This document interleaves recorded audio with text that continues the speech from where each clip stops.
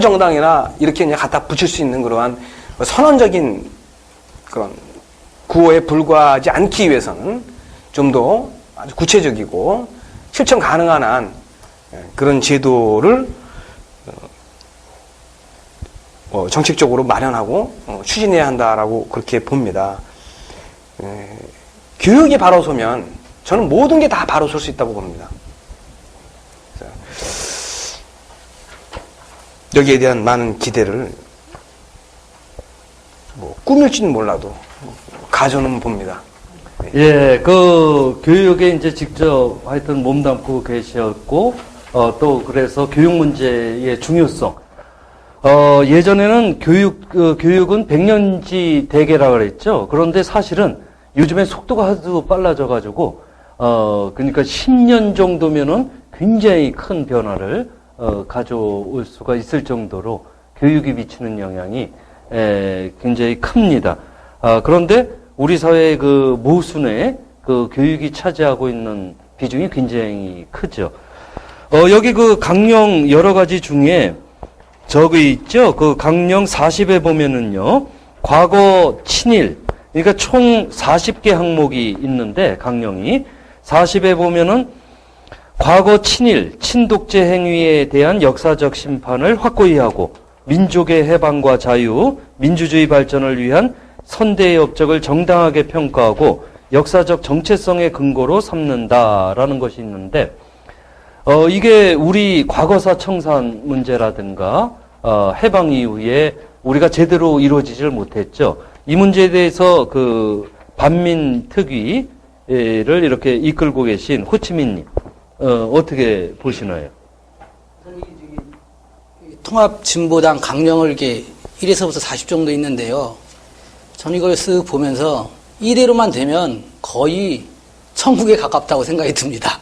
뭐 다른 아이들이지만 네. 뭐 이거는 대한민국 국민들이라 그러면 또 진보적이거나 한나라당을 반대하는 사람, 한나라당을 지지하는 사람도 이걸 꼭 한번 봐야만 된다고 생각합니다. 얼마나 좁습니까? 1에서부터 40번까지. 진짜 이건 가장 중요한 문제고 이 강령을 보게 되면은 한나라당은 물론이고 민주당 진정성이 있다는 의원들마저도 이 강령에 합의해가지고 들어올 분들이 몇 분 안 계세요. 이게 그런데 이 1에서부터 40번 이 강령이 우리 사회의 가장 중요한 문제이기도 하거든요. 그리고 지금 40번에 대해서 제가 한번 보니까는 과거 친일 친독제에 대한 역사적 심판을 확고히 하고, 근데 이게 구체적이지가 않아요. 문맥상만 역사적 심판을 하는데 사실은 과거 친일에서부터 친독제에 의해 가지고 재산을 형성한 사람들, 그 사람들 재산을 환수를 시켜야 됩니다. 이제 그런 문제는 이제 우리 진보 대통합 정당이 어느 정도 정권을 좀 쟁취를 해가지고 차근차근 이뤄가야 될 문제죠. 네. 꼭 필요한 문제라고 생각합니다. 제가 보는 입장에서 이 40대 강령을 제가 지금 보니까요. 그 531 합의문이 있었습니다. 우리 531 합의문과 비교해보면 531 합의문에서 20개 부속 합의가 있었습니다. 그 20개 부속 합의를 좀 더 구체화했다는 좀 느낌이 들고요. 정당의 강령이라고 그러면 일반적으로 보게 되면 상당히 그 추상적인 내용들을 많이 담게 되는 경우들이 많거든요. 근데 그 두 당이 좀 참여당과 노동당 같은 경우에는 이념적인 문제라든지 이런 것들로 따지게 되면은 상당히 좀 차이가 날 수 있기 때문에요. 그런 이념이나 가치에 대한 것들을 거의 제거를 시키고 가능한 한 실질적으로 무엇을 해야 될 것인가에 대한 것들을 그 서술하는 형태들로 나와 있어요. 그래서 그래서 531 합의문을 좀 구체화한 느낌을 좀 저는 많이 좀 이걸 전반적인 느낌을 좀 그렇게 보고 있고요. 이게 이제 민주당이 전당대회를 거치면서 이제 민주당 강령이 아마 개정이 될 것 같은데 어떤 식으로 될지 한번 상황을 좀 봐야 될 것 같다라는 생각입니다. 예, 정확히 말씀드리면 이 통합진보당의 강령은 531 합의문과 828 합의문 이 두 개를 참조하고 보다 세 주체가 이제 합의할 수 있는, 그래서 이 강령이 이걸로 끝나는 것이 아니라 이후 구체적인 정책으로 만들어지는데 이제 바탕이 될 것입니다. 저거는 어떤가요? 여기, 지금 이렇게 방청객에 이렇게 계신 분들 중에 그 내용 중, 이거는 와닿는다, 라는 거, 또는 보완이 필요하다, 뭐 이런 게 있으면은 그 강령 내용을 보시고, 말씀을 좀 해주셔도 됩니다. 방청객에게 기회를 드릴게요. 먼저 얘기를 하시고.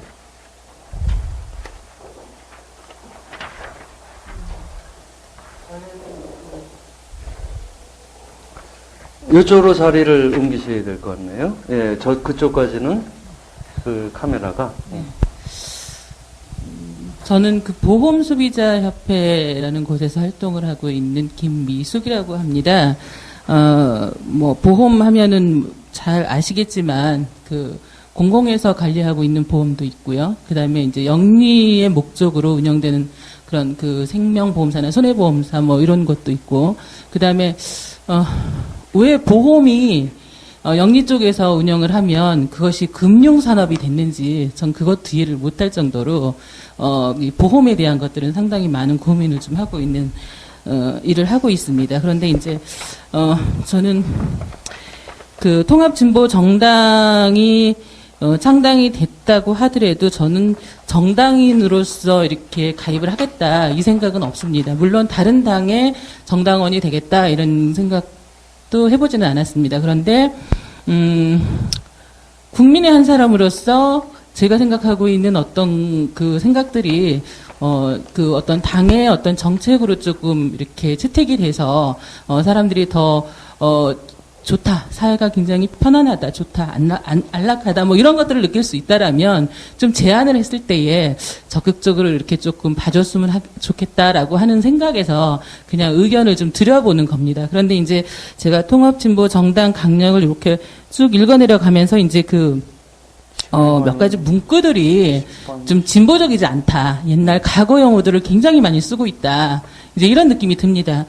1번 쪽에서도 보면은 그 사회 서비스를 확대해서 모든 사회 구성원들이 질 높은 삶을 누릴 수 있도록 보편적 복지 사회를 실현한다. 이렇게 얘기가 되어졌는데 과연 왜 모든 사회 구성원들이라고 했을까? 왜? 국민도 있고 시민도 있고 뭐 있을 텐데 왜 굳이 이걸 사회 구성원 이렇게 바꿨을까? 이제 이런 의구심이 좀 있고, 과연 질 높은 삶이라는 거 그것이 도대체 뭘까? 굳이 이런 단어를 여기다가 그냥 넣을 이유가 있을까? 뭐 이렇게 쓰는지는 모르겠지만요. 그 질 높은 삶을 누릴 수 있도록? 그러면 누리지 못하게 했을 땐 그럼 어떻게 하겠다는 것인가? 이제 이런 생각이 좀 들고, 굳이 보편적 복지사회? 이거를 왜 사회라는 단어를 넣었을까? 우리가 지금까지 얘기해왔던 복지국가를 만들어보자. 이렇게 얘기를 했었는데, 갑자기 복지사회라는 얘기를 또 이렇게 단어를 바꿔서 또 얘기해야 되니까, 이건 뭐 또 다른 의미가 또 있는가? 이제 이런 생각이 좀 들고요. 그 다음에 2번에도 보면, 건강 불평등을 심화시키는, 굳이 이 단어 안 넣어도 되거든요.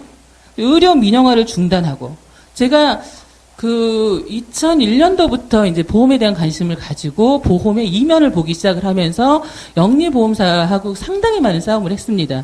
왜 보험이 공적인 영역에서 관리가 되면 이익이 빠진 어떤 생애 주기별 어떤 사회보장에 대해서 굉장히 낮은 어떤 비용으로도 이룰 수 있는 어떤 것들이 많은데, 어떤 영리를 목적으로 하는 보험회사들이 그 부분을 많이 침범을 해와가지고 돈을 많이 내고도 비용 부담한 거에 비해서 너무나도 낮은 어떤 사회 서비스들을 받아왔다. 이제 이런 것들을 이제 고민하고 있는 과정에서 이 의료 민영화라는 단어를 접하게 되면서 물어봤어요. 왜 의료 민영합니까? 라고. 왜?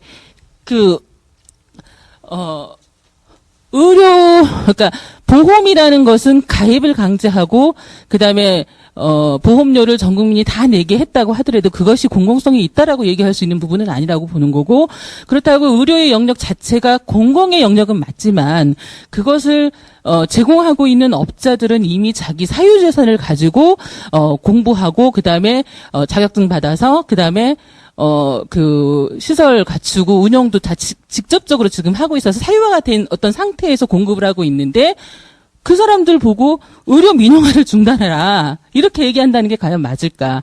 그래서 그 의료 민영화는 이 시점에서 단어가 맞지 않는다. 좀 뭔가 의사순전이 잘못된 거 아니냐. 이 얘기를 굉장히 수년 동안 계속적으로 해왔습니다. 제발 이 단어는 안 쓰는 게 좋겠습니다. 그러면서 이제 정부의 정책에서는 우리가 이제 흔히 지금 그 FTA, 한미 FTA가 얘기가 그 비준을 반대하고 뭐 폐기하고 이런 얘기 나오면서 뭐 영리병원 되면은 의료비가 폭등할 거다. 큰일 났다. 미국처럼 뭐 어떤 수술을 하면 5천만 원씩 뭐 1억씩 낸다고 하더라. 이런 얘기들을 하면서 그 영리병원 얘기할 때도 정부 측에서는 투자 개방형 병원이란 단어를 썼거든요.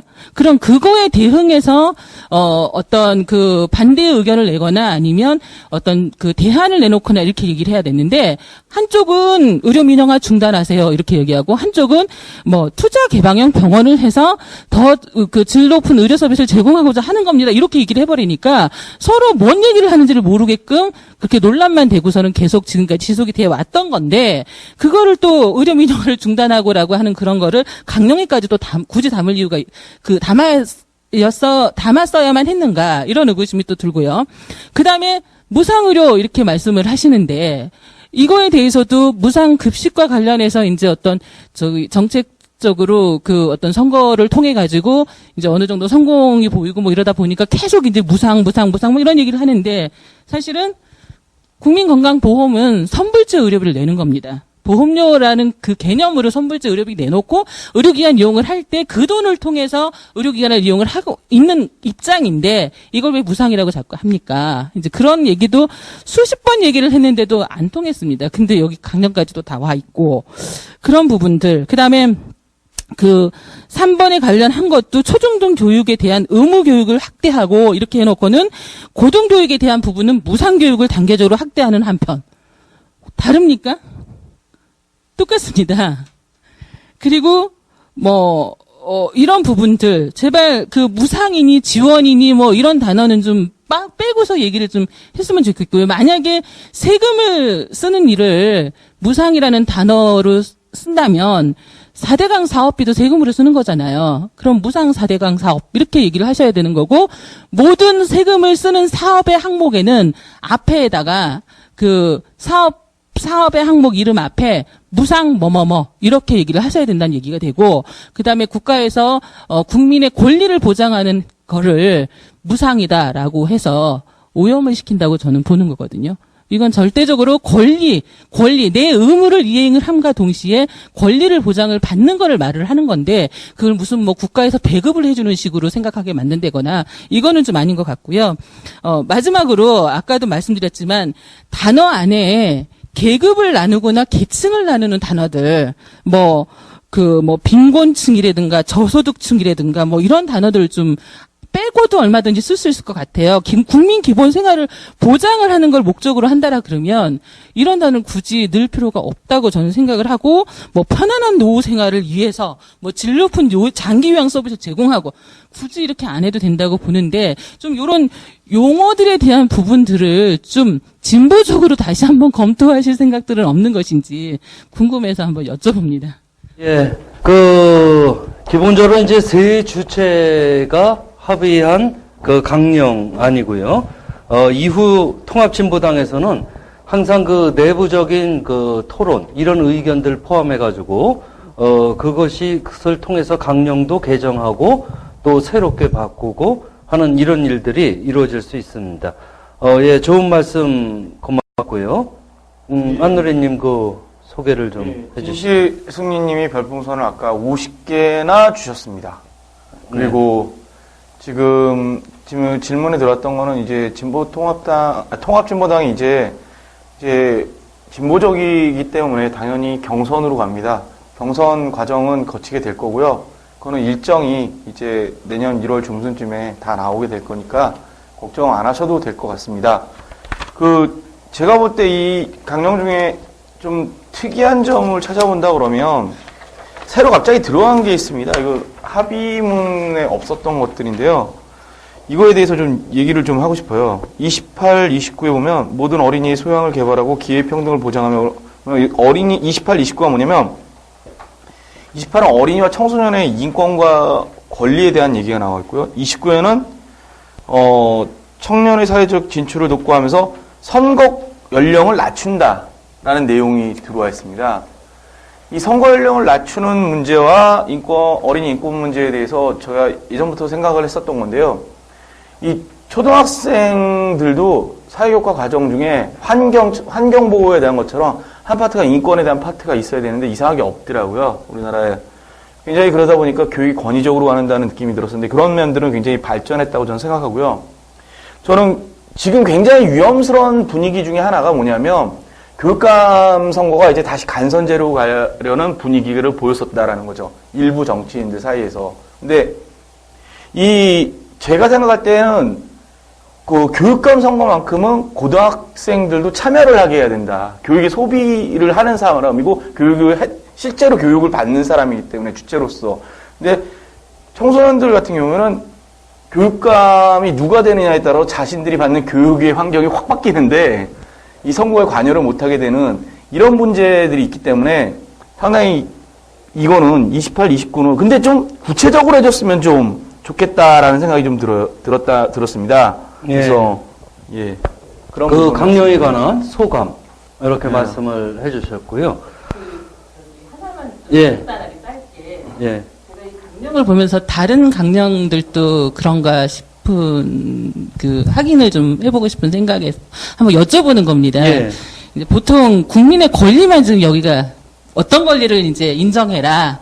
뭐 이렇게 만들어 달라 요구하는 사항들이 되게 많거든요. 예. 그런데 그거를 보장하기 위해서는 국민의 의무라는 게 분명히 뒤따르게 돼 있잖아요. 예. 그 국민의 의무라는 게 이제 세금을 내서 이 원활한 사업을 할 수 있게끔 이렇게 해줘야 되는 부분들인데 그런 부분들에 대한 얘기가 이제 없고 그리고 오히려 부자들 증세해서 세금 좀 많이 내라 요런 얘기만 해서 혹시 이 보편적 복지라고 하는 부분에는 부자들도 다 포함이 돼서 낼 만큼 내고 그다음에 보편적으로 받자 이렇게 얘기를 하는 부분들인데 그 어떤 특정 계층을 좀 배제하고 뭐 돈만 내라 너넨 권리는 없다 이런 얘기가 되어질 수도 있는 부분이라 우리가 그 권리를 누리려면 우리의 의무도 이행을 해야 된다라고 하는 그런 어떤 그 의미를 담는 어떤 문구가 좀 있었으면 좋겠다라는 생각이 들어서 짧게 예. 말씀드려봅니다. 이제 강령이라고 하는 것 자체가 그 정당에서는 굉장히 중요하죠. 사실 인류의 역사 중에 수많은 집단, 조직이 있는데 사회를 바꾸는 데 있어서 핵심이 정당 구조예요. 무슨 얘기냐면 정당에 대해서 이제 냉소적이고 또 무관심하거나 이런 사람들이 상당히 많은데 그거는 기존의 정치가 그런 역할을 못해서 그런 거고 굉장히 최고의 그 조직 형태가 될 때 강령은 그 정당이 목표로 하는 것을 이루려고 할 때, 시행하려고 할 때 그 이행의 어떤 그 기본 큰 줄거리가 있고요. 그거에 대해서 세부적인 정책이나 이런 것들이 이제 뒷받침되겠죠, 이후에. 그런데 말씀 중에 핵심은 사실은 공감하는 부분은 뭐냐면은 우리의 보편적인 권리, 이거는 뭐 정부나 이런 데서 시혜적으로 이루어지는 것이 아니고 우리가 당연히 누려야 될 권리, 이런 게 적극적으로 명시될 필요가 있다라고 하는 아까 말씀하고 지금 여기서 이제 재원 문제하고 연관해서 그렇다면 어떻게 재원을 마련할 것이냐. 지금 같이 어떤 전쟁 위기 상황을 평화체제를 정착함으로써 재원을 마련하고 또 기존의 어떤 그 부자들이 제대로 세금을 내게끔 하는 것, 거기에 증세를 통해서 하는 것, 이런 것들이 하나의 그 강령으로 이제 제시가 됐던 거죠. 거기에 이제 우리가 그러면 다 같이 이런 복지 사회 또는 복지 국가를 이루기 위해서 세금을 더 내자거나 이런 의무 사항이 강령이 있는 것이 아니고 그 제도적 측면에서 예를 들면은 세금이라든가 이런 거를 증세 정책을 할 것이냐, 그러면 누구에게 증세를 더 하고 뭐 이러한 것에 대한 기본 입장을 표방한 것입니다.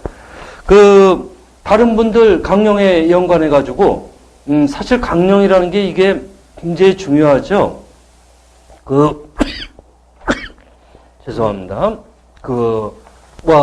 방청하시는 분들 중에 이 강령 내용 중에 어떤 질문이나 또는 그 의견 뭐 말씀하실 게 있으시면 하시고요. 그게 별도로 없으시면 예, 말씀하시죠. 조금 아까 김미숙 선생님이 여러 말씀하신 것처럼 통합진보당 강령이 전혀 진보적이지 않다 이 말씀을 하시니까 제가 생각이 나는데, 얼마 전에 사석에서 제가 들었는데, 진보 진영에 오래 활동하신 분인데, 진보 정당, 민주노동당에서 생각하는 것보다 촛불 시민들이 훨씬 진보적이다. 만약에 촛불이나 시민들이 생각하는 게 진보적이라면 거기에 비교하면은 민주노동당에서 생각하는 거나 여러 가지는 온건 보수밖에 안 된다. 그런 말씀을 하시는 거 보고 상당히 놀랐는데, 오늘도 또 확인된 것 같거든요. 그러니까 아까 말씀하신 것처럼 의료 같은 거, 영국은 나라에서 그냥 해주거든요. 외국인이 가더라도 보험료 한 푼도 안 낸 공항에서 바로 내린 사람도 바로 국가에서 다 무상의료, 그런 게 무상의료인데, 우리나라는 지금 의료보험 다 내고 의료보험 연체되면은 병원에서 치료도 안 해준다는 걸 갖다가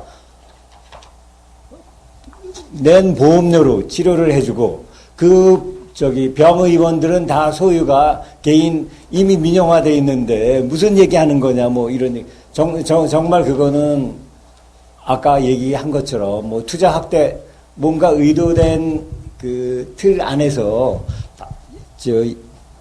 시도되는 용어의 선택인 것 같은데, 그거를 민주노동당이나 통합진보정당에서 이렇게 개념 없이 강령으로 한다 그러면은 시민 입장에서도 상당히 놀라는 것 같고, 그다음에 이제 교육, 아까 말씀하신 말씀하시기 전에 간단하게 제가 하겠습니다.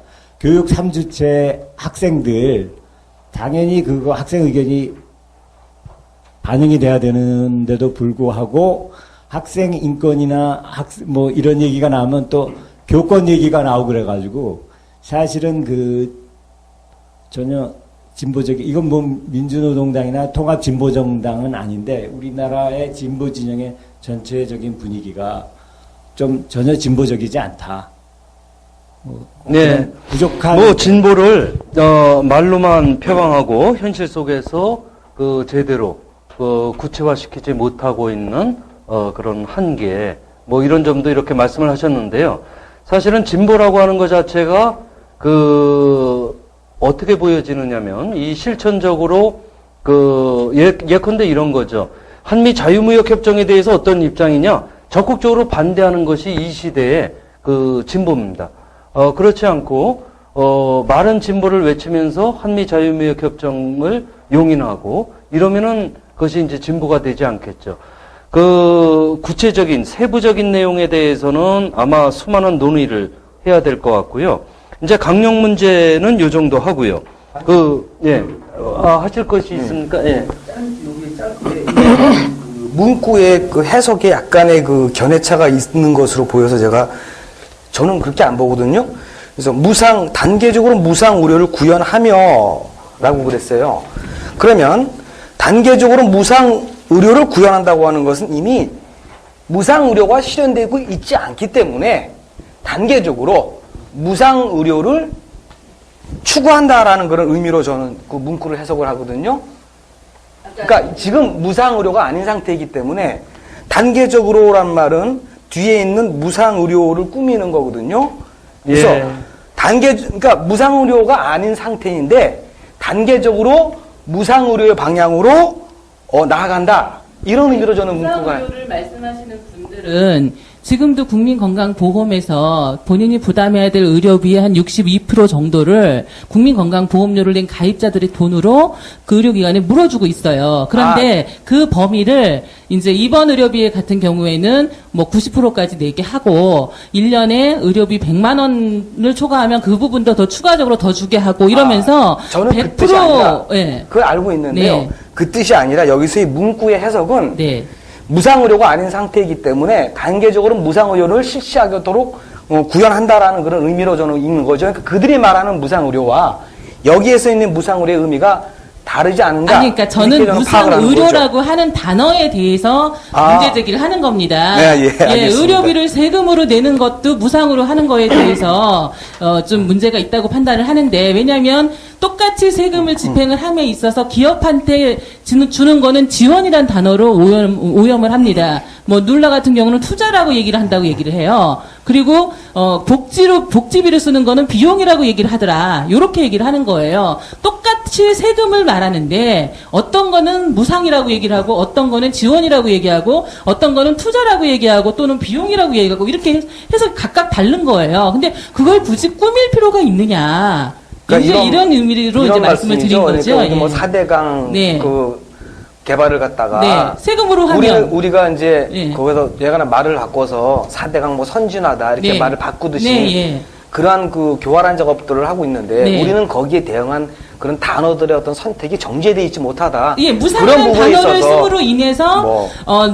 논란거리가 되지도 않는 뭐 포퓰리즘 얘기가 막 나오게 하고 엉뚱하게 주저야 다른 것들이 막 그 논란거리가 되고 사회적 의제가 돼서 뭐 그 정작 해야 될 얘기들은 전혀 못하게 되는 일들이 많이 발생하고 있어서 굳이 무상이라는 단어를 써가면서 꾸밈을 할 필요가 없다. 이제 이런 의미로 얘기를 드리고, 그 다음에 그동안 써왔던 무상급식이나 이런 것들도 의무급식이나 이런 단어로 좀 다르게 써보자. 이제 이런 얘기들이 있어서 지금은 무상급식이라는 단어를 잘 안 쓰려고 의도적으로 이렇게 하고 계시더라고요. 근데 앞으로 나아가야 될 부분들을 말씀을 하시면서 굳이 과거의 단어들을 계속 고집할 필요가 있을까? 이제 이런 생각에서 무상이라는 단어에 대해서 좀 제가 예, 문제제기를 하는 거예요. 어떤 용어나 개념의 그 역사성, 그리고 그거를 사용하게 된 배경, 이런 것들이 이제 종합적으로 사실 이야기가 돼야 되죠.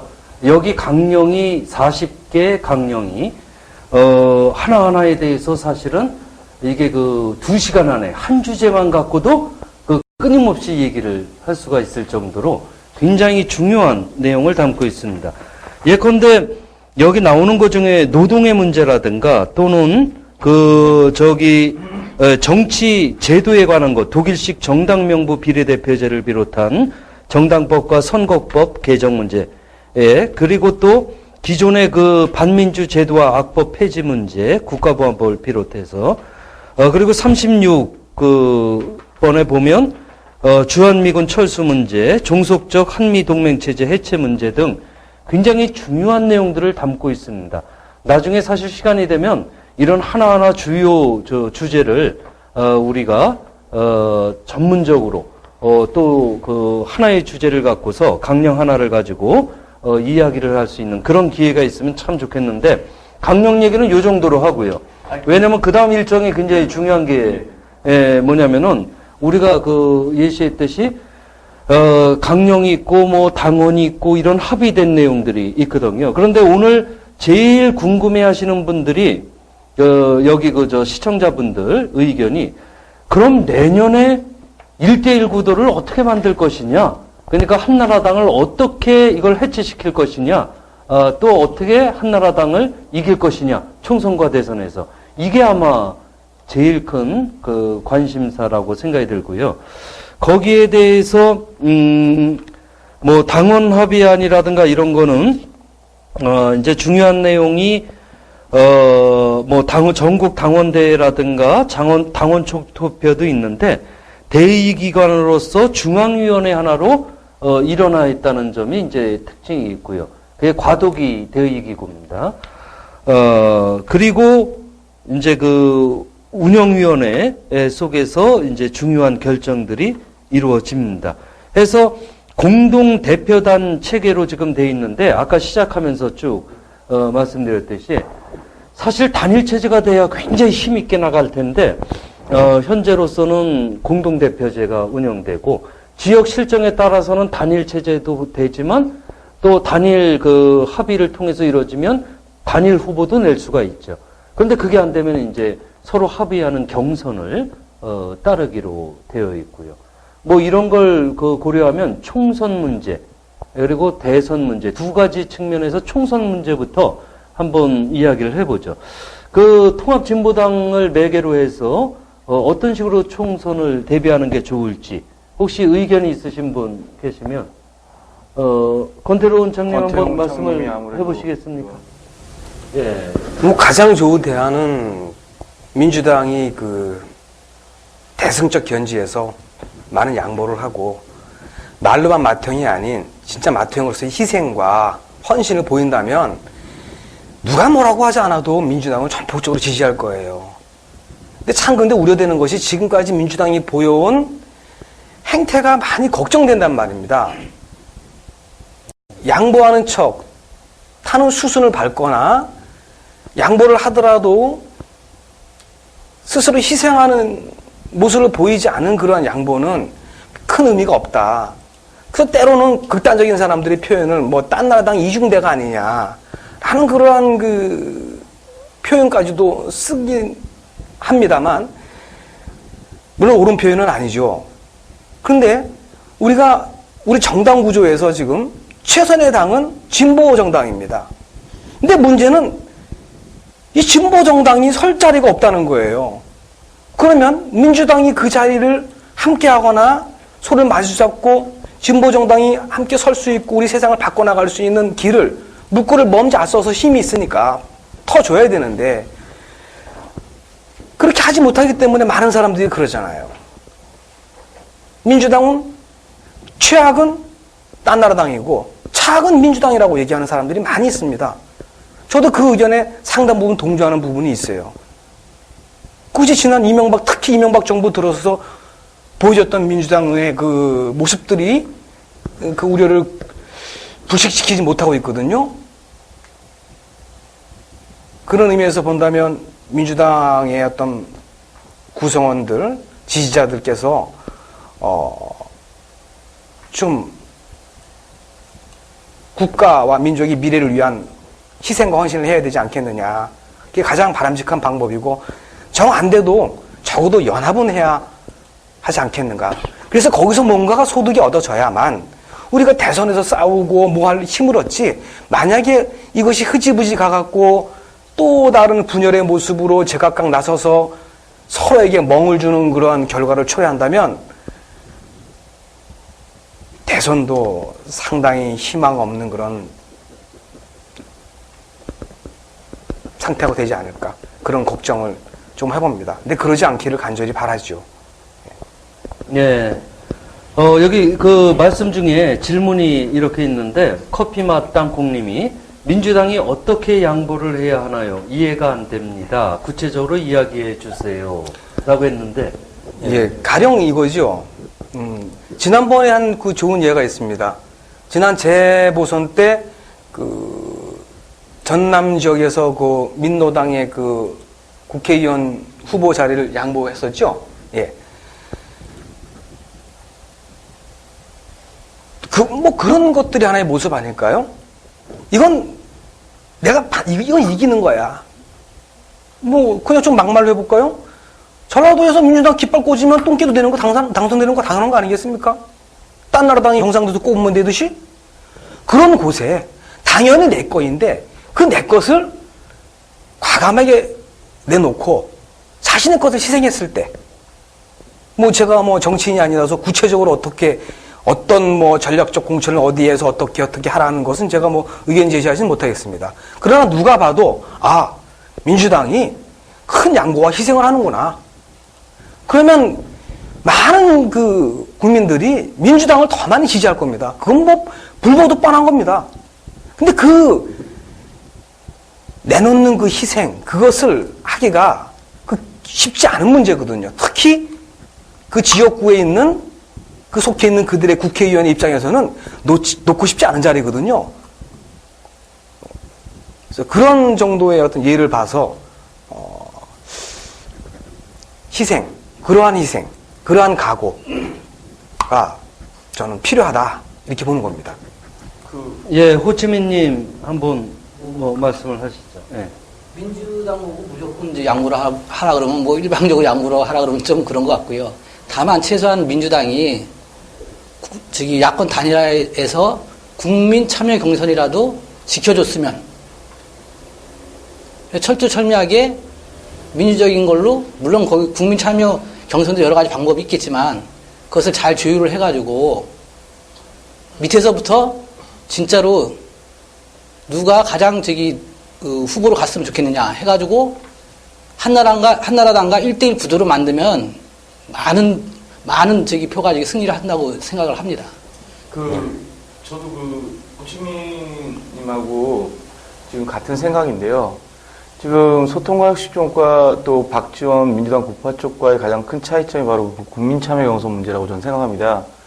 민노당이 패권적이라는 인식을 만들게 됐던 이유 중에 가장 큰 이유 중에 하나가 뭐냐면 당원이 결정한다. 당원이 주체자라고 하다 보니까 이 당권 경쟁 과정에 있어서 일반 시민들의 참여의 폭이 굉장히 좁았었다. 그러다 보니까 굉장히 딱딱하고 자기들 안에 있고 이런 식의 모습들이 많이 만들어졌거든요. 그런 것들을 새로운 통합정당 과정이나 또 민주당에서도 굳이 당원이 아니더라도 난 민주당의 당권에 영향력을 미치고 싶고 거기에 투표하고 싶어 하는 사람, 참여하고 싶어 하는 사람들이라면 누구나 다 할 수 있는 그런 형태들의 모습들이 필요하다고 저도 생각합니다. 그것도 굉장히 바람직한 방법이죠. 그게 바로 지금 하고 있는 평등하게 그리고 투명하게 자신의 기득권이 없이 공평하게 객관적으로 진행된다면 그야말로 바람직한 게 또 없겠죠. 근데 물론 거기에도 또 함정은 있습니다. 왜냐하면 기본적으로 민주당 지지층들이 진보정당 지지층보다 많다라는 것은 뭐 부인할 수 없는 사실이기 때문에 맞죠. 거기에 대한 일정 부분의 뭐 페널티라고 할까 뭔가 진보정당이 좀 더 기회를 주는 그런 어떤 부가적인 조건도 함께 있는 것이 제가 그렇지 않나. 지금 방청객에서 의견이 있으시면 말씀해 주세요. 시청자들도 댓글로 민주당이 어떤 식으로 양보하느냐 그렇게 질문하셨기 때문에 우리 권태로운 장님이랑 여러분들 말씀하셨는데 뭐 말씀하실 내용은 많고 그러다 보니까 조금 제가 더 부연해서 말씀드리면은 순천에서 그러니까 1대1 진보 단일 후보로 김선동 후보가 단일화는 됐지만 나머지 민주당의 여러 후보들이 무소속으로 나왔습니다. 그러니까 지금 말씀하신 거 그렇게라도 경선에라도 참여라도 해달라는 그런 말씀이신 것 같은데 참 씁쓸한데 그럼에도 불구하고 김선동 의원이 당선되자마자 미군 부대 고엽제 등 하여간 가서 다 찾고 요번에 FTA 반대할 때 온몸으로 막아내서 다행인데 그 시각에 민주당 의원들은 출판 기념회 갔다는 거 아닙니까? 그러니까는 민주당 내에서도 이래서는 안 되겠다 그런 반성과 성찰이 있을 것이고 강원도에서 요번에 공동정부 지난번에 최문순 도지사 때 해놓고 요번 재보궐선거에서 단일화 안 한다는 조건으로 공동정부 약속한 게 파기되지 않았습니다. 그래서 결국은 민주당 떨어지고 한나라당 후보가 된 거 아닙니까? 서울시장 빼놓고 전 지역에 다 한나라당이 당선되게 된 장본인이 민주당 아닙니까? 아까 말씀하신 것처럼 민주당이 다른 진보정당보다 표수 많다 그러면 적어도 그 비율만큼 나눠 가져야 되는 건데 민주당 혼자서 진보 진영 몫을 다 싹쓸이 하는 거니까 그게 옳지 않다는 거 아닙니까? 댓글 올리신 분 어떤 시청자분 말씀대로 민주당이 양보해야 할 방식은 지금 나온 유권자와 많은 시민들이 생각하는 그런 최소한도 상식적인 방법 정도는 해야지 양보라는 얘기가 나오지. 요즘 그 지역에 가면 다 얘기합니다. 지금 이렇게 응해 주는 것만 해도 고맙지 않느냐. 옛날 DJ 때는 다 필요한 사람 쏙쏙 뽑아서 흡수했지, 입당시켰지, 고마운 줄 알아. 이런 식으로 노골적으로 얘기하는데, 그렇게 해서 되겠습니까? 그러니까요, 바로. 출판 기념회 가는 것도 한나라당 방식이죠, 그럼. 그리고 며칠 전까지 FTA 반대 안 하고 통과시키자고 그랬지 않습니까? 원래 보수니까는 민주노동당 야권연대, 정책연대 갈랐을 때가 됐다. 신문에 누구누구 이름 거명하지 않아도 다 한나라당하고 똑같이 하지 않았습니까? 오죽하면 한나라당 의원이 민주당 의원 오니까는 당신 농성장에서 당신은 여기 오면 안 되지. 오늘 아침에 목욕하면서 통과시킨다고 그랬잖아. 그런 얘기가 전 국민한테 생방송으로 나가는데 민주당하고 한나라당하고 네. 똑같다는 건 다 아는 얘기 아닙니까? 예, 사실은 총선에서의 민주당 양보, 선의를 기대한다는 것 자체가, 사실 맞지 않죠. 왜냐면은, 아까 말씀드린 소선거구제에서는 탈당을 해서라도, 무소속으로라도 나오려고 합니다.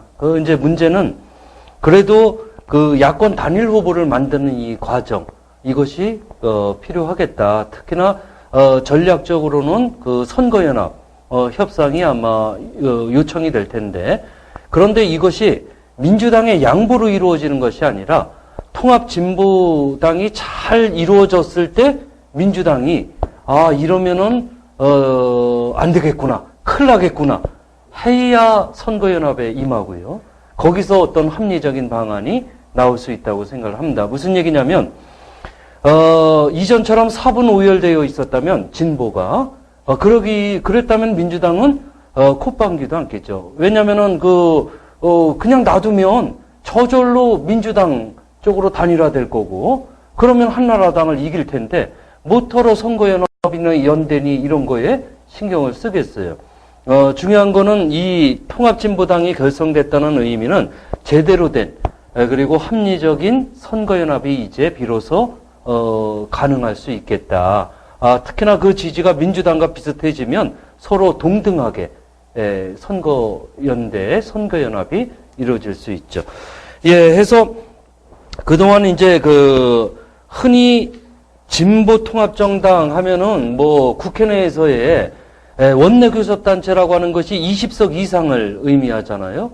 근데 사람들이 20석에 이렇게 매달리는데 실제 우리 사회의 역동성으로 보면은 통합진보당이 외연도 확대되고 대중성을 획득하고 또 진정성도 인정이 돼서 국민들이 감동을 한다면 훨씬 더 많은 의원을 배출할 수도 있고요. 그러니까 과반수 이상도 불가능한 게 아니죠. 다만 지금까지는 이제 선거연합을 고려해야 될 현실적 필요성이라든가 이런 것이 있고, 또 이제 대선으로 보면 대선 같은 경우는 아마 이렇게 생각을 할 겁니다.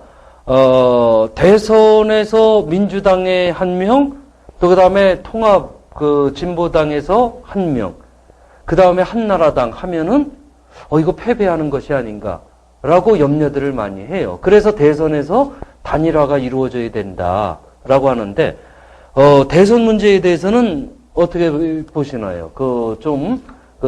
예견하기라는 게 쉽지 않겠지만, 총선 부분은 요 정도로 얘기를 하고, 한나라당을 하여튼, 확실히 한나라당에게 승리할 수 있게끔 선거연합이 이루어지는 게 필요하고요. 예. 그래서 저는 일단 대선 부분 넘어가기 전에 이 총선에 대한 부분을 일단 좀 정리를 좀 하고 싶은 게요. 이렇게 하지 않길 바라서 제가 지금 요즘 말을 자제하고 있는 건데요. 민주당이 한나라당하고 똑같다. 이것도, 그렇게 말하면서 비꼬고 욕하죠. 지금 얘기를 하시는 분들. 그렇게 말씀하시는 분 자체도 좀 한번 생각해 보세요. 가슴을 쏟아놓고.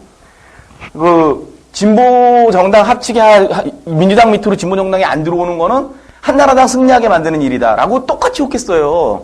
한나라당 지지자들, 한나라당 당선되게 만들려고 하는 사람들이구나라고 자꾸 욕을 했거든요. 민주당 지지하는 사람들은 민주당과 한나라당은 똑같은 거야? 이런 식으로 얘기를 하거든요. 자꾸 그런 식으로 서로 간의 그런 갈등 구조를 야기시키는 방식이 아니라 정말 다수의 여러 사람들이 정치에 참여하면서 참정권, 투표할 때 정치에 참여할 수 있는, 내가 원하는 것들이 반영되게 할 수 있는 그 구조를 만들어내는 것이 더 중요한 건데, 지금 민주당이 중심이어야 된다, 아니면 진보정당이 중심이어야 된다라는 식으로 여론몰이를 하고 있는 거예요. 이거 굉장히 나쁜 일이거든요. 상당히 이게 반민주적 사고고요. 이게 구시대적 자태예요. 근데 이거를 굉장히 진보적이라는 사람들도 얘기하고 있지만요. 민주당 지지하라는 사람들도 그렇게 얘기를 하고 있는 겁니다, 이게. 그래서 통합이냐, 대통합이냐라고 논하면서 따지고 있는 거거든요. 정말 중요한 건 전부 다 날아가 버렸어요. 없어졌어요. 권창님하고 예전에 2008년도 촛불 투쟁하면서부터 얘기했었던 게 뭡니까? 촛불에 나왔던, 광장에 나왔던 사람들의 의견이 정치권에 반영시키게 만드는 구조를 만들어야 된다. 이게 가장 중요한 것이다. 그렇게 얘기해놓고서, 그래놓고, 많은 사람들 같이 그렇게 얘기했던 사람들이 이제 와서 뭐라고 하느냐. 민주당 중심해야 된다. 진보정당 중심해야 된다. 이런 식으로 얘기를 하고 있는 거예요.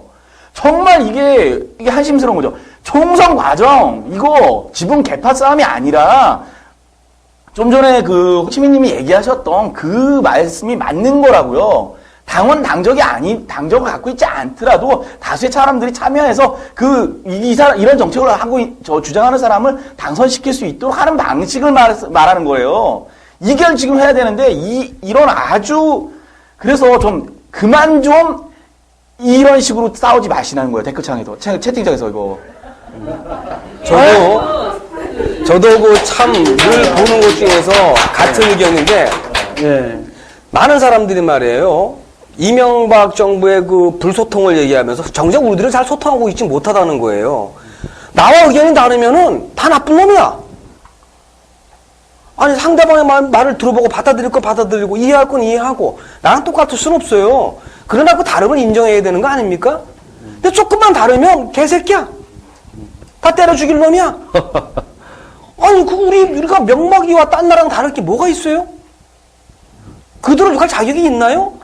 그러면서 민주시민이라고 얘기하고 나는 촛불인데 합니까? 뭔 촛불입니까? 촛불이지.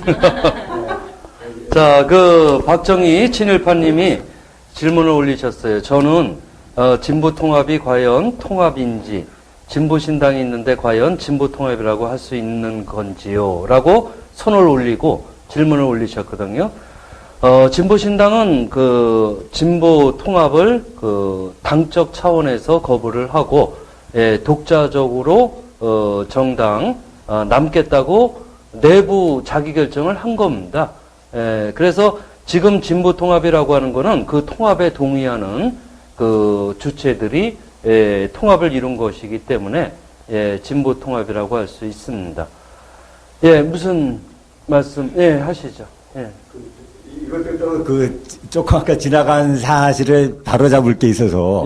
아니, 아까 통합 진보정당의 강령에 대해서 시민이나 촛불보다도 하나 진보적이지 않다 다 그렇게 얘기를 했는데 지금 그럼 다음 총선에 대해서 어떻게 연대를 해야 되냐 방법을 갖고 얘기하자마자 바로 이렇게들 날리면 그럼 민주당에 대해서 그렇게 얘기도 못하고 그러면은 어떻게 연대가 되고 연합, 통합을 얘기할 수가 있겠습니까? 여기 있는 사람들이 다 아직 생기지도 않은 통합 진보정당에 대해서 강령에 다 얘기하고 그러면 여태까지 2012년 총선을 어떻게 하느냐 그거 얘기하기 위해서 방법을 얘기하는 과정이 그렇게 민주당에 대해서는 아무 말도 못해야 될 무슨 옛날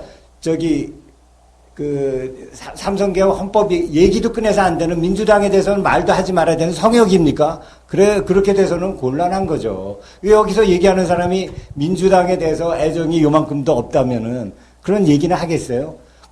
애정과 사랑과 증오가 같이 있는 겁니다. 그만큼 민주당을 아끼기 때문에 유권자 촛불 시민을 민주당이 못 믿고 그렇게 하면 어떻게 시민들로부터 지지를 받고 표를 구할 수가 있겠습니까? 이야기 여기 쭉 의견 나오고 그러는데 사실은 우리가 총선 얘기를 웬만큼 정리를 하고 왜냐면 연대 방식에 대해서 몇 가지 의견이 있었고 그 다음에 이제 대선을 현안으로 관심이 있어 하니까 하려고 했는데 게시판에서의 어떤 문화 그 다음에 발언할 때의 어떤 자기중심성 이런 문제를 얘기를 했는데요. 우리가 구체적인 연대의 방식은 어차피, 만약 통합진보당이 구성 자체가 안 됐으면, 아까 말씀드린 대로, 특별히 선거 연합이나 이런 게 제대로 이루어질 가능성이 없어요. 그것은 우리가 최근 몇 년간, 입증이 된 거기 때문에 그런 문제점을, 지적을 했던 거고요. 말씀하실 거 있으면,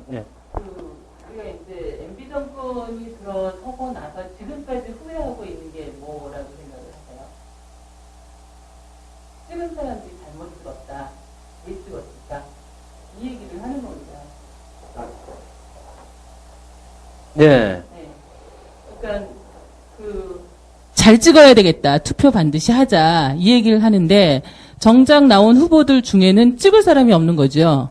당이 중요한 게 아니라 그죠? 당이 중요한 게 아니잖아요. 지금 제가 걱정하는 건 뭐냐면, 지금 한나라당 이름, 한미 FTA 찬성했던 151명의 명단, 얼굴과 사진과, 그러니까 얼굴 사진과, 그 다음에 그냥, 어떤 사람의 이름을 대고 그냥 얘기하는 게 아니고, 지역구, 그 다음에 국회의원, 이름, 딱 대고서, 이 사람은 FTA 찬성한 사람입니다. 우리 국민한테는 필요치 않습니다. 이걸 지금 얘기하고 있잖아요. 그렇다면 그 사람을 그렇게 해서 꼭꼭 집어주는 이유는 뭐냐면 다음에 나오지 못하게끔 막겠다. 그렇게 강한 의지가 있는 거거든요.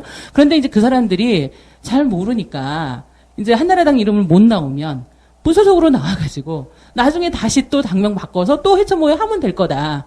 이런 걱정이 앞서는 거고 민주당도 마찬가지로 또 그렇게 할 거다. 이제 이런 생각들이 드는 거거든요. 그런데 그때 이명박 정권을 만들어줬던 국민들의 생각들은 이제 앞으로는 다시 그런 의를 범하면 안 되겠다라고 해서 벼르고 있는 입장인 거예요.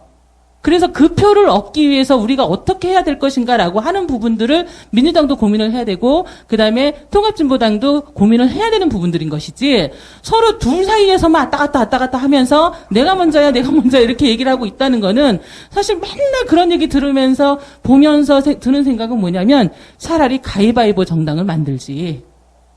저희들이 봤을 때는 거의 비슷한 수준들 같은데 그냥 운에 맡기고 그리고 국민들이 원하는 정책을 반드시 실현하겠습니다라고 약속을 하고서 나오는 것들이지 않습니까? 근데 누구의 이름을 붙여서 내가 이거 성공시켰다, 이거 자랑할 거리 아니라 한다라면 어느 분이 의지를 가지고 나오시든 간에 국민들의 입장에서는 난 저 후보 꼭 반드시 찍을 거야. 이렇게 할 수 있는 사람을 내보낼 자신이 있게끔 좀 해가지고 이렇게 이렇게 출마를 하시던 비료가 되시던 이렇게 해주셨으면 좋겠어요. 지금 현재 상태에서 민주당 없는데 민주당 얘기하고 그다음에 그쪽에서도 마찬가지로 민주당은 뭘 요구하느냐, 뭘 포기해야 되느냐 이런 얘기를 한다는 것 자체가 저는 일반 국민들이 봤을 때는 아무런 의미가 없는 공명불에 불과하다. 서로의 바람일 뿐이다. 이런 생각밖에 안 들거든요. 예. 네. 사실은 오늘 시간을 지금 초과하면서까지도 이렇게 의견을 들어보고 했는데요. 사실 당면한 총선 문제만 해도 수많은 얘기가 있을 텐데, 한나라당, 얼마나 심각합니까? 우리가 민주당의 문제점을 얘기했지만, 그것보다도 더욱 심각한 문제가 한나라당 같은 경우에 민주주의에 대한 가장 기본적인 것들을 부인하는, 예컨대 선관위 홈페이지를 디도스 공격을 하고 해서 2시간 넘게 그거를 정지시키고 한 거는 이건 아주 심각한 거거든요. 우리의 어떤 민주주의의 근간을 흔드는 이런 행태들을 벌리고 한미 FTA에 같이 이런 것들을 숫자를 앞세워서 강제로 날치기 하고 이런 문제를 제대로 심판해서 우리가 제대로 된 진보의 가치와 정책을 실현해보자라고 하는 것이 통합진보당의 결성 취지고 이것이 앞으로 일정이 1월 15일에 정식 창당을 하게 되죠. 그때까지 수많은 당원들이 결합을 하고 여기 계신 분들이 이렇게 말씀하신 그런 내용을 실현하기 위해서 통합진보당을 적극적으로 지지 및 후원, 당원 가입도 해주시기 바랍니다. 시간이 지금 많이 초과가 돼가지고 잠깐만 드릴 거예요. 아까 일찍 하셨으면 좋겠지만 하여튼 말씀을 잠깐 하시죠. 제가 다 들어보니까요. 이쪽에서 양보해라 저쪽에서 양보하고 이게 아니고요. 무엇인가에 새로운 당을 세웠으면 국민에게 표를 받을 수 있는 현실적인 맞는 그 무언가를 들고 나와야 되거든요. 근데 뭐냐 하면은 지금 국민이 제일 고민하는 것이 자동차 보험은 의무화죠. 의무화인 자동차 보험을 공공화하면은 교통사고 피해자 치료 건강보험으로 받으면은 치료 다 받을 수 있어요. 지금 교통사고 나면은 많이 다친 사람을 병원에서 치료 안 해줘요. 그러면 이 의무적인 보험, 자동차 보험을 공공화하고 다친 교통사고 피해자를 국민건강보험으로 치료하면 공공화한 그 많은 돈이 누구에게 돈 내라 세금 내라는 말을 하지 않아도 돼요. 그 돈으로 복지국가를 얼마든지 이룩할 수 있습니다. 복지국가를 어떻게 이룩하는지 아십니까? 이런 국회의사당같이 각 지역에다가 노인이 돈 있는 노인네나 없는 노인네나 한테 그냥 어벌려서 있게끔 국회 같은 데를 각 지방마다 만드는 거예요. 그 돈 자동차 보험 얼마나 많아요. 왜 그걸 민영화에 보내서 국민이 치료도 제대로 받지 못하게 만드는, 왜 전에는 의무적이었잖아요. 그러면은 돈 있는 노인네나 없는 노인네 한테서 살면 또 농사도 조금 짓게 만들고 서로 의견을 토론하고, 그럼 자기 돈도 사회에 많은 가진 사람은 기부하고 거기 가서, 그게 복지국가인 것입니다. 국민에게 표 받을 수 있는 현실적인 문제를 들고 나와야지. 이게 양보하고 내게 양보해서 내 표를 받겠다 하지 마시고, 의무적인 보험, 자동차 보험을 공공화하여 복지국가를 이룩할 수가 얼마든지 있다는 사실을 여러분이 아셔야 돼요. 국민이 교통사고만 하면 절대 치료 못 받습니다. 말 다치면 사기꾼 되는 거예요. 여러분이 고위공직자에서 편안히 사시면서 아시는지 모르겠습니다만, 절대적인 지금 국민의 머리에는 자동차 보험, 의무적인 보험 공공화하면은 표가 그냥 쏟아져요. 한번 해보세요. 왜 못합니까? 그래서 제가 그 말씀 드리려고 했습니다. 이렇게 말씀, 그러니까 자동차 보험을 사기업에 맡기지 말고 공공성을 강화해서, 그런 여러 가지 문제는 이제 정책적으로 이런 큰 강령에 따르는 여러 가지 정책적 검토, 이런 것들을 아마 거치게 될 거고요. 그거는 크지 않아요. 크게 생각하면 한없이 크지만 작게 생각하면 한없이 작은 거예요. 예. 금방 실천할 수 있는 게 그게 최고의 문제예요. 금방 실천할 수 그렇죠. 있어요. 그 말씀하신 현실성 있고 살갑고 정말 이거 되면 좋겠다라고 하는 거를 정책으로 내세워서, 근데 책임보험만 갖고도 다 되는 게 종합보험 무한 책임인데도 변질돼서 이것 말씀 100% 많습니다. 절대로요. 지금 교통사고 나가고 많이 다치면 치료 못하고 사기꾼으로 돼버리는 게 지금 현실적인 사회. 그리고요, 제가 국회 정문 앞에서 노숙을 175일을 오늘까지 한 날입니다. 뭘 가지고 대한민국에서, 민주국가에서 그나마 비리 판검사 절대 권력자가 존재했다는 자체는요, 국회의원님들과 국민 전체가 한없이 부끄러운 일입니다. 이 부끄러움을 내 국회의원 내가 그 정문 앞에서 그럽니다. 국회의원님들은 비리 판검사 절대 권력자 처벌할 수 있는 기간 특별수사청을 빨리 확정하여 사법대로 60년 청산하라. 국민은 염원하고 있다. 제가 점심때만 되면 그렇게 이야기하고 있습니다. 그 얘기를 내가 하려다가 그거하고는 지금 정책적인 문제라서 제가 그것만 얘기했습니다. 예, 알겠습니다.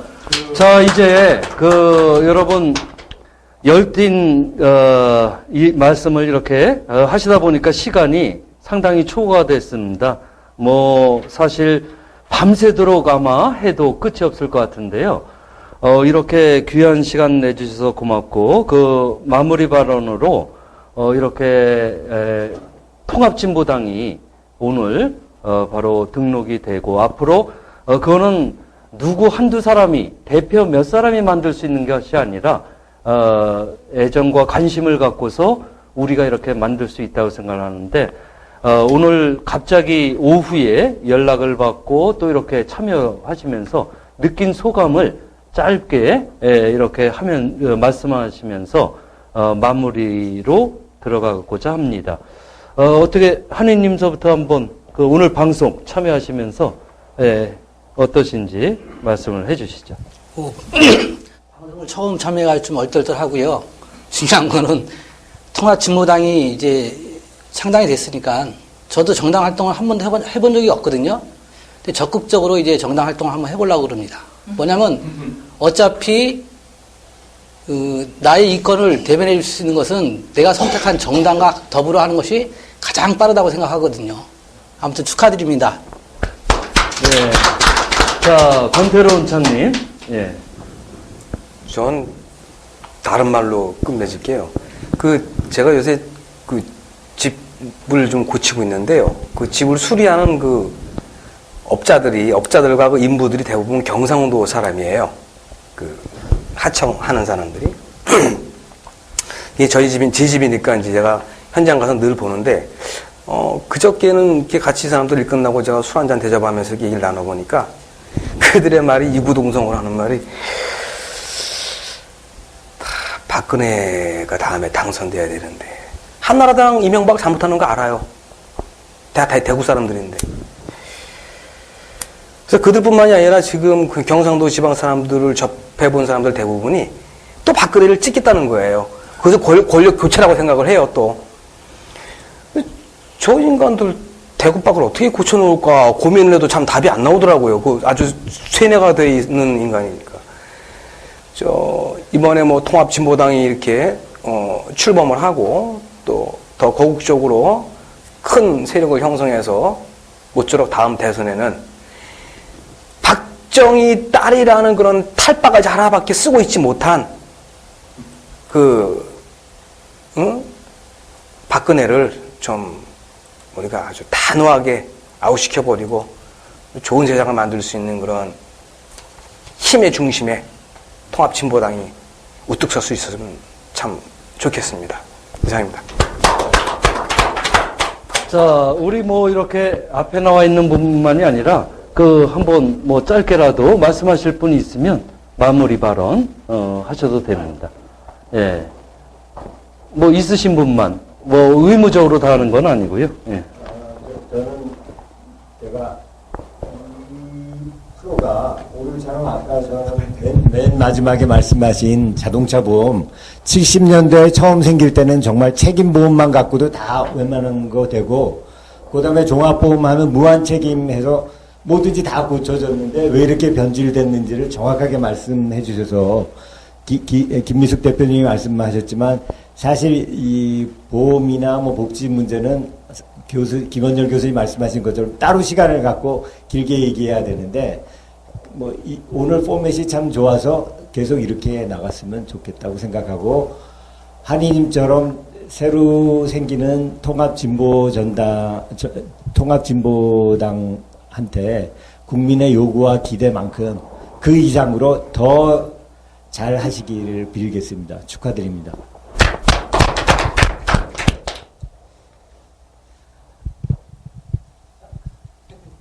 막 생각났었는데 금방 잊어버렸네. 예, 그냥 넘어가셔도 괜찮고요. 아까 말씀하셨습니다. 하나만 좀 예. 제안을 좀 드리고 싶어요. 예. 그러니까 다수의 생각이 모이면 훌륭한 것을 하나 채택할 수도 있잖아요.